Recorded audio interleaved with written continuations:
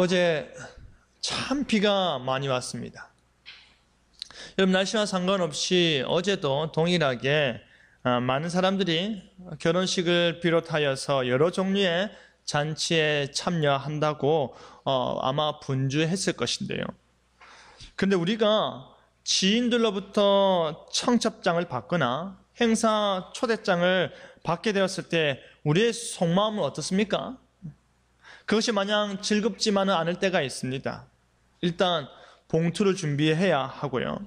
축하의 자리에 직접 가야 되고, 너무 멀거나 다른 일이 겹쳐서 못 가는 상황이 생길 때는 부담이 되기 때문입니다. 하지만 전혀 부담 없는 초대장이 있습니다. 봉투도 준비할 필요도 없고요. 옷을 차려입을 필요도 없고요. 어떻게 해야 하나 걱정할 필요도 전혀 없는 초대장이 있는데요. 우리 주님께서 우리에게 보내시는 천국잔치 초대장입니다. 오늘 본문을 통해서 예수님께서 말씀하시는 잔치에 어떻게 참석할 수 있는지 내게 온 초대장이라는 제목으로 말씀이 주는 교훈을 함께 나누도록 하겠습니다. 첫째로 회개하라입니다. 여러분, 예수님이 12제자를 다 외우시는 분이 계실 텐데요. 그 12제자 가운데 마태라는 제자가 있습니다. 그의 또 다른 이름이 있는데 무엇인지 아십니까? 베드로에게 시몬이라는 이름이, 도마에게 디두모라는 이름이, 바돌로메에게 나다니엘이라는 이름이, 유다에게는 다데오라는 이름이 있었듯이 마태의 또 다른 이름이 바로 레위였습니다. 그의 직업은요, 로마 정부를 대행하여 고용된 조세 징수원인 세리였습니다.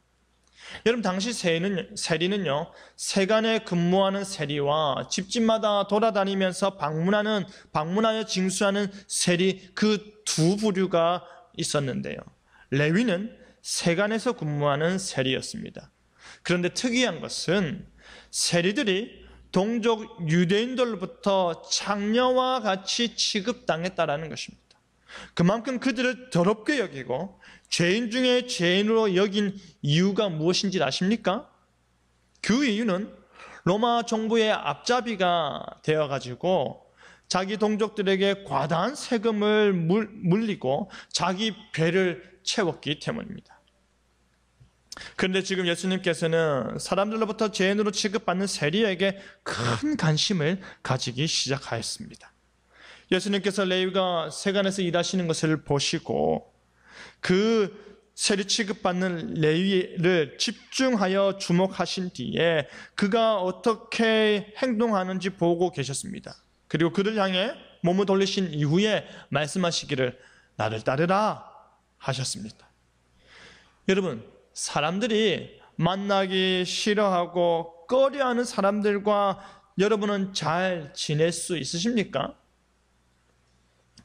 우리가 저 사람은 조금 그래.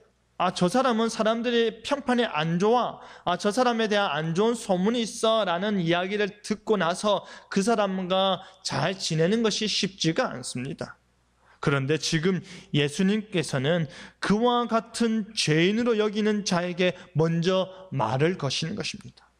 먼저 말을 거실 뿐 아니라 나를 따르라. 내가 널 더 알고 싶다. 내가 너와 함께하고 싶구나 라는 의미로 함께 갈 것을 요청하였는데, 이 레위라는 자가 어떻게 반응했습니까? 모든 것을 버리고 일어나 따랐다라고 되어 있습니다.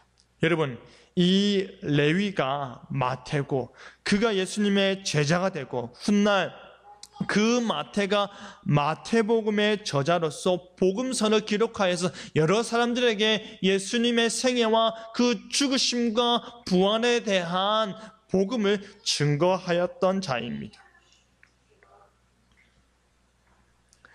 예수님을 따르기로 한 그가 자신이 즉각적인 반응을 보이면서 모든 것을 버리고 예수님을 따른 것은요, 자신의 모든 생활을 청산하고자 하는 그 의지를 스스로 보였다라고 할 수 있습니다.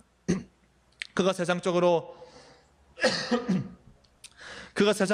그 좋은 직업을 버리고 예수님을 따랐다라는 것은요, 보통 희생이 아닐 수 없습니다.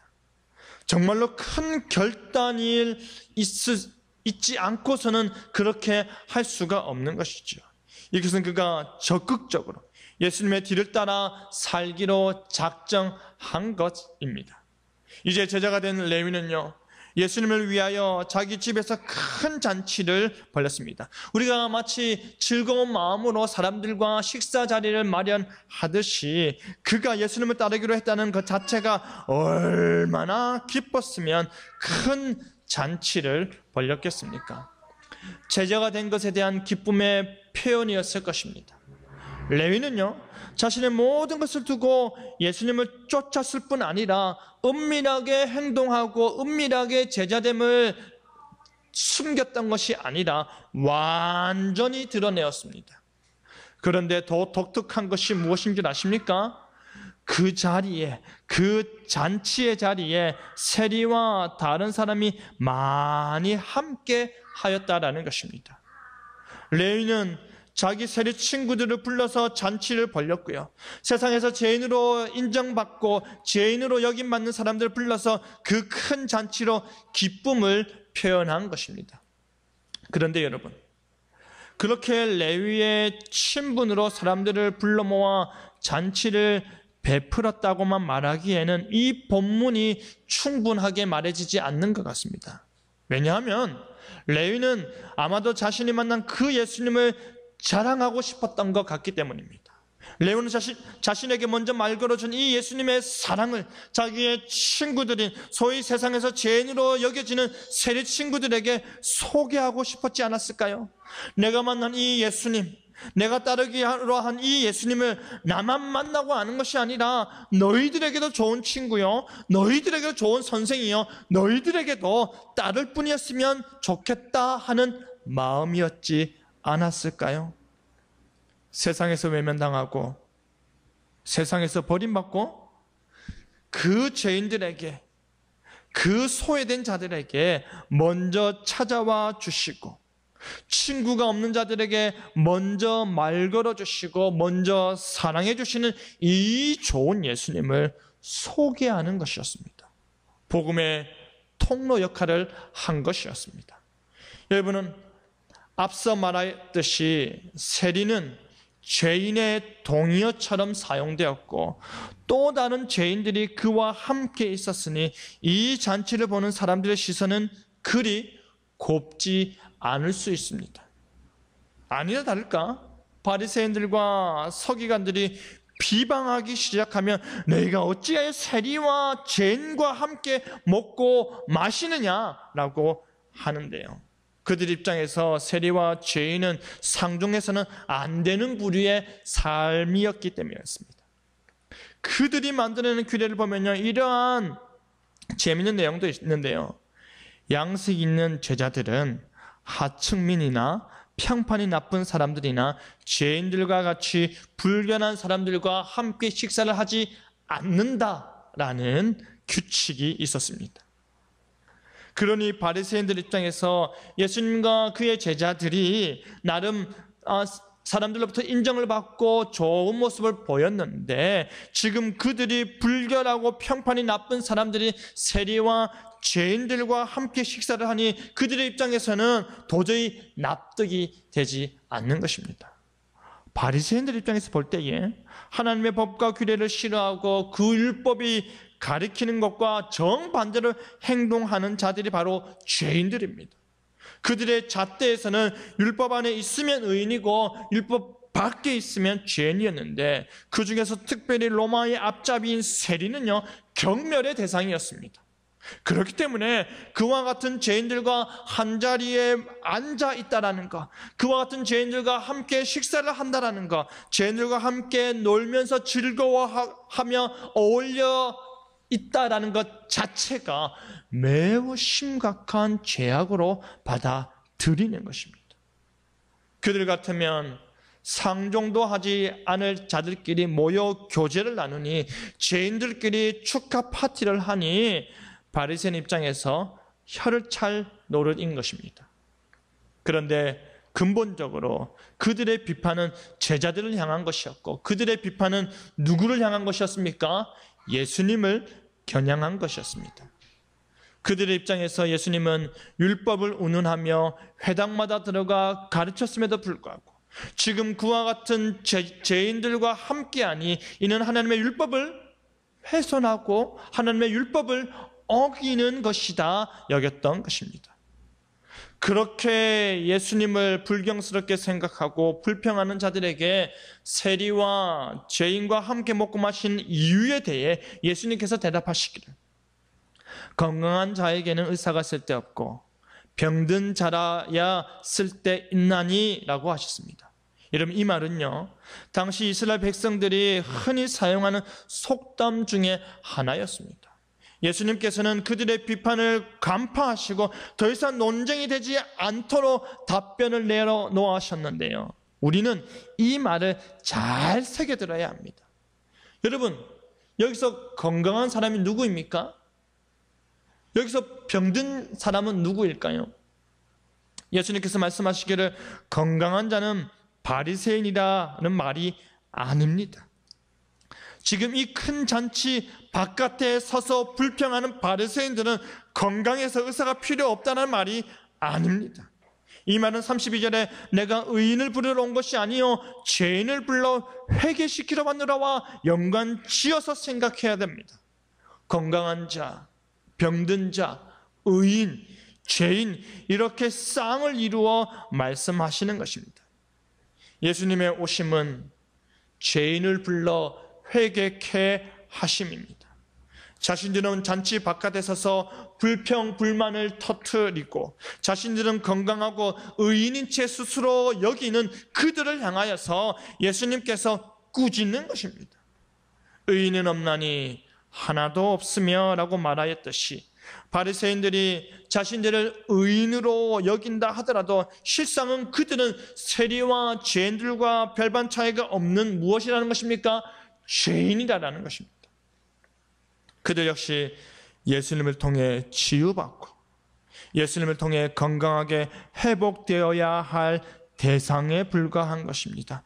그들 역시도 아픈 사람이라는 말이죠.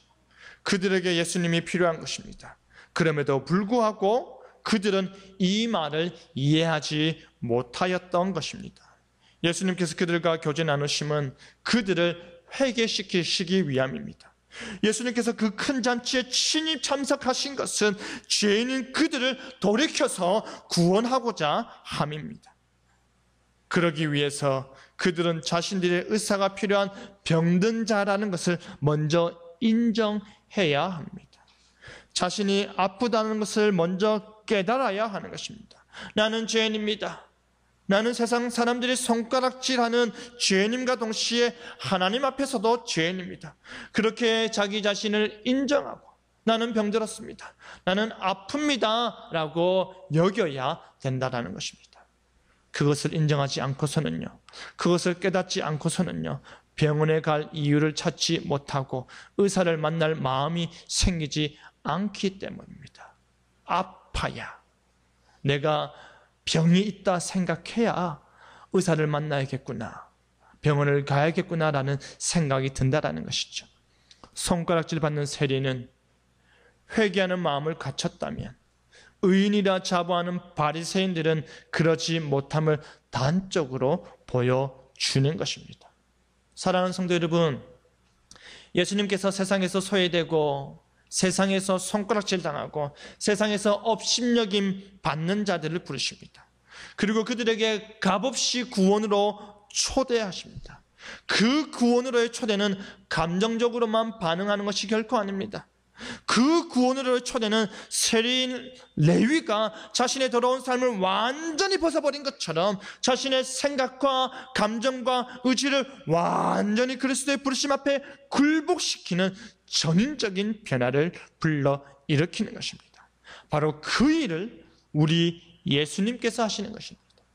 내가 죄인을 회개케 하기 위하여 왔다, 그 말씀이 우리에게도 동일하게 역사하여 구원의 아름다움을 맛보고 구원의 아름다움을 누리는 여러분 되기를 바랍니다. 둘째로 기뻐해라입니다. 여러분, 다시 바리새인들과 서기관들이 시비를 거는데요, 왜 금식하지 않느냐라는 것입니다. 요한의 제자는 자주 금식하며 기도하고 바리새인의 제자들도 기도하고 금식하는데 왜 당신의 제자들은 예수님 당신의 제자들은 먹고 마시는 일만 합니까? 왜 금식하지 않습니까? 라고 비난하는 것입니다. 예수님께서 복음을 전파하던 시대에 금식 기도는요, 정말 많은 사람들이 유대인의 경건 생활에 매우 일반화되어 있는 그러한 신앙의 습관이라 할 수 있습니다. 구약 성경에서는요, 언제 금식하라고 규정되어 있는 줄 아십니까? 속죄일입니다. 하나님의 율법은 1년 중에 이 속죄일 그 하루만 금식할 것을 명령하고 있습니다. 그런데 구약으로부터 시간이 흐르면서 많은 목적으로, 다양한 목적으로 금식을 한 번, 두 번 하기 시작하였는데요. 그 절정은 바로 바리새인들이 일주일에 2번 금식하며 자신의 의를 드러내고자 하는 데 있었습니다. 하지만 바리새인들에게 이 금식 행위는요, 자신이 경건하다는 것을 과시하는 것에 불과하였습니다. 나는 이만큼 금식해. 나는 이렇게 철저히 해. 나는 이 날까지 금식해봤어를 드러내는 것에 더 자주, 더 슬프고 더 티를 내면서 금식하였던 것입니다.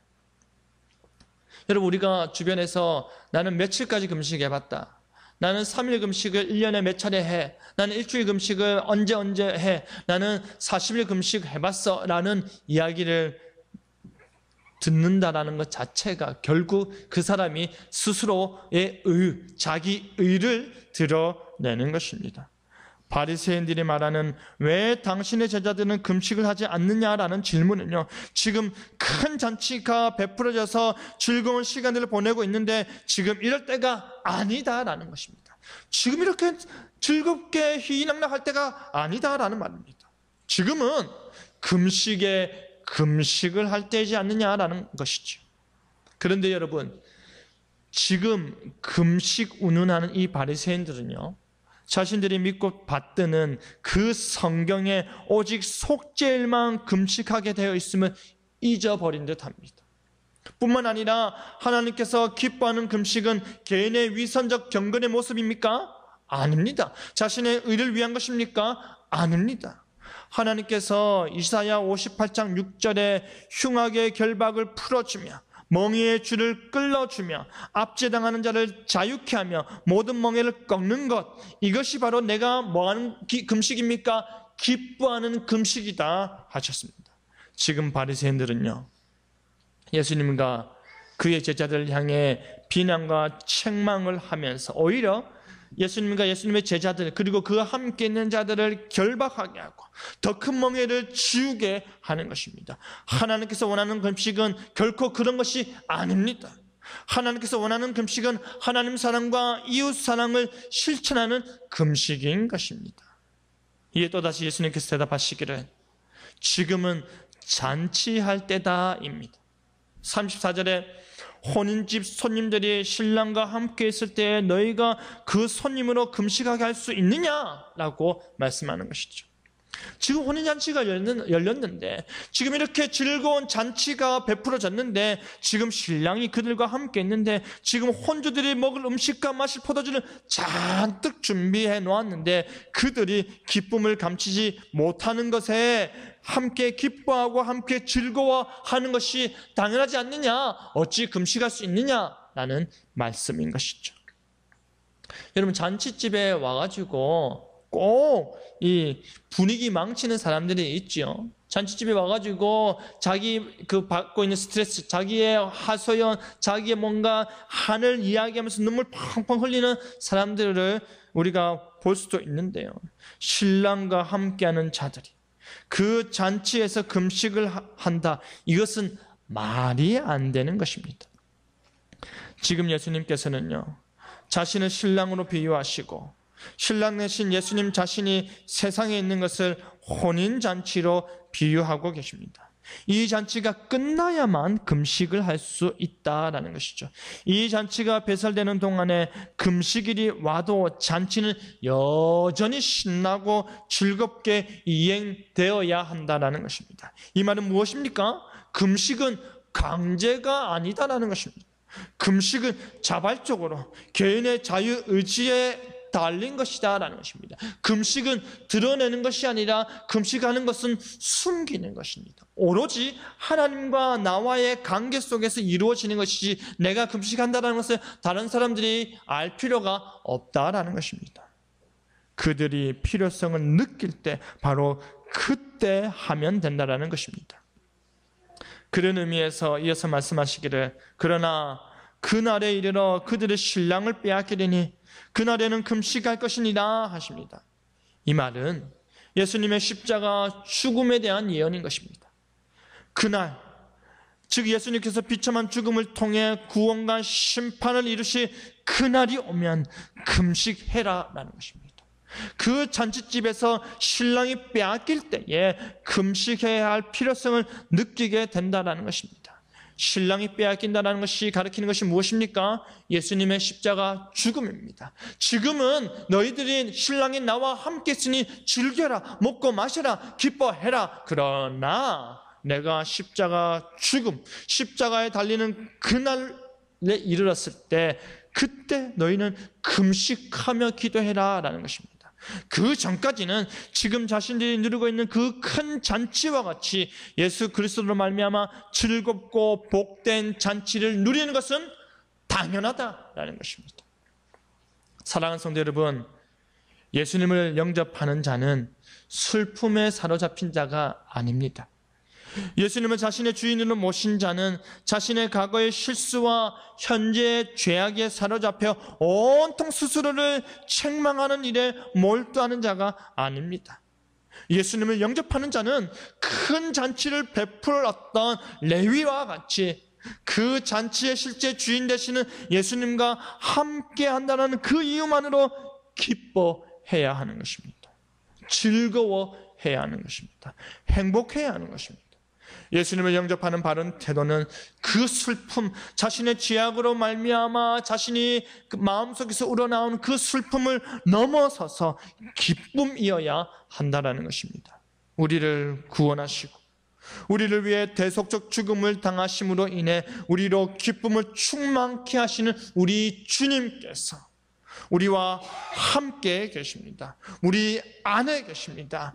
우리를 그 큰 잔치로 초대하십니다. 즐거워하시길 바랍니다. 이 예배의 자리가 여러분에게 기쁨의 자리가 되길 바랍니다. 이 예배의 자리가 하나님과의 만남을 통하여서 여러분에게 즐거움이 되길 바랍니다. 이 예배의 자리가 정말 여러분에게 큰 잔치가 되길 바랍니다. 회개하는 마음으로 주께 와서 믿음으로 기쁨의 삶을 사시고 누리는 여러분 되기를 바랍니다. 셋째로 새 부대가 되자입니다.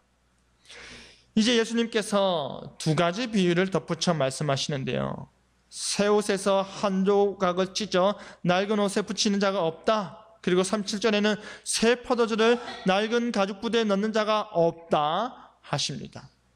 여러분, 이 말은 무엇입니까?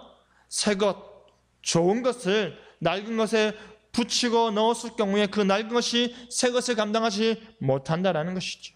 그렇게 하면 새 것은 새 것대로 잃어버리고 낡은 것은 낡은 것대로 또 훼손된다라는 것입니다. 그런데요, 우리가 지금 잊지 말아야 하는 것은 지금 예수님께서 바리새인들과 서기관들과 논쟁을 하고 있는 상황이라는 것입니다. 그들을 향해 지금 예수님께서 새 것과 헌 것에 대해서 말씀하신다라는 것입니다. 잔치에 대해서 이야기하시고 회개에 대해서 이야기하시고 그리고 그 금식할 이유, 금식할 때에 대해서 이야기하신 다음에 새 것과 헌 것에 대해서 말씀하십니다. 여러분, 새 것은 무엇입니까? 바로 예수 그리스도의 말씀과 교훈입니다. 그러면 헌 것은 무엇입니까? 유대주의와 바리새인들의 유전을 이야기하는 것입니다. 바리새인들이 예수님의 가르침을 받아들이지 못하고 거부하듯이 예수님의 가르침은 그들의 생각의 틀과 그들의 규례의 틀에 전혀 맞지 않는 것입니다. 그런 의미에서 예수님의 가르침과 예수님의 말씀과 예수님의 복음은 경건의 위선적인 모양만 강조하는 바리새인들의 유대교와는 맞지 않는 것입니다. 그것들은 복음의 걸림돌이 될 뿐입니다. 그것들은 복음의 장애가 될 뿐입니다. 새 것과 옛 것을 섞지 말아라는 것입니다. 이래저래 부분 취합하지 말아라는 것입니다. 오히려 옛 것을 버려버리고 완전히 새로운 것, 능력 있는 것, 기쁨을 주는 예수님의 가르침과 구원을 받으라라는 것입니다. 너희들이 말하는 그 바리새적 율법과 금식을 버려라라는 것입니다. 여러분, 새 포도주는요, 발효하는 힘이 강해서 금방 부풀어 오르게 됩니다. 그러니 탄력이 떨어진 낡은 부대에 넣으면 그 부풀어 오는 힘을 감당치 못해서 터져버리거나 찢어져 버리는 것입니다. 그러면 결국 그 보관하고자 했던 새 포도주는 다 쏟아져 버려서 마시지 못하게 되는 것이죠. 그러니 당시의 상식은 새 포도주는 항상 새 가죽 부대에 담는 것이었습니다. 새 포도주와 같은 새로운 말씀, 구원의 말씀, 복된 말씀을 받고자 한다면, 회개하여서 하나님의 구원의 잔치에 참여하고자 한다면 옛 부대를 벗어버리고 즉각적으로 순종하고 따랐던 레위와 같이 모든 것 버려버리고 새 부대가 되어서 쫓아라라는 것입니다.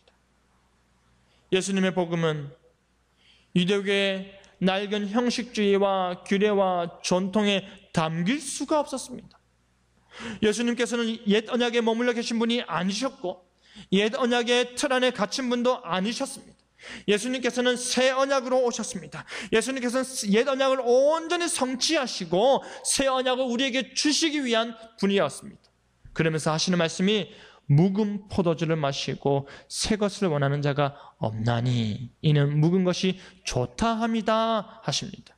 이 말은요, 바리새인들이 자신들의 특성상 옛 것을 좋아하기 때문에 그들은 새 것을 원하지 아니하고 배척하는 성향이 있다라는 것입니다.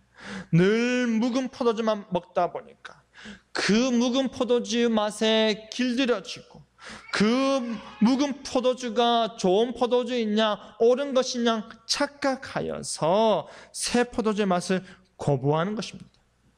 묵은 포도주가 좋은 것이고 묵은 포도주가 옳은 것이고 묵은 포도주를 고수하고자 하니 새 포도주를 받아들일 수 없는 것입니다. 예수님께서는 율법을 성취하셨지만 그들은 예수님께서 새 포도주로 주시는 영생의 진리를 맛보지 못하는 것입니다. 새 포도주에 참여해야 복음을 듣게 되고 새 포도주를 마셔야 영생을 맛보게 되는데 그것을 거부하는 것입니다. 사랑하는 성도 여러분, 새 포도주는 새 부대에 담겨야 합니다.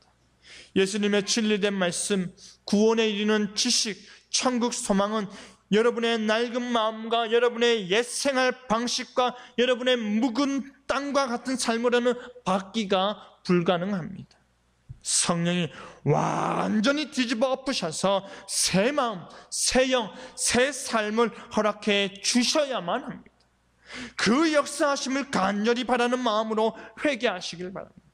주여, 나로 회개케 하여 주셔서 나로 새 부대가 되게 하여 주시옵소서. 내가 원하는 것은, 내가 진실로 소망하는 것은 주의 말씀을 받아 먹는 것이니이다. 주의 말씀을 흔들림 없이 믿는 것입니다. 새 부대가 되게 하여 주시옵소서. 새 부대가 되게 하여 주소서라고 간절히 기도하는 여러분 되기를 바랍니다. 말씀 맺겠습니다. 사랑하는 성도 여러분, 우리 예수님께서 우리를 그의 은혜의 자리로 초대하십니다. 우리 예수님께서 우리를 그의 회복의 자리로 초대하십니다. 우리를 유심히 바라보시고 우리의 모든 것을 간통해 보시는 우리 주님께서 우리를 회개의 자리로 초대하시고자 그 잔치 초대장을 보내십니다. 여러분에게 온 그 초대장을 받으시길 바랍니다. 열어서 펼쳐 보시길 바랍니다. 그리고 그 잔치를 통해 누리게 될 그 기쁨을 상상해 보시길 바랍니다. 회개하여 주의 품에 안기고 기쁨으로 잔치를 누리고 새 포도주를 받아 마시고 새 기쁨에 흠뻑 취해서 우리 주님과 함께 그 큰 잔치에 참여하는 행복을 만끽하시길 바랍니다. 그리하여 레위처럼 내게 온 초대장을 다른 사람들에게도 전해주고 다른 사람들에게도 자랑하고 다른 사람들에게도 드러내며 그 기쁨을 함께 누리는 저와 여러분 되기를 간절히 바랍니다. 아멘.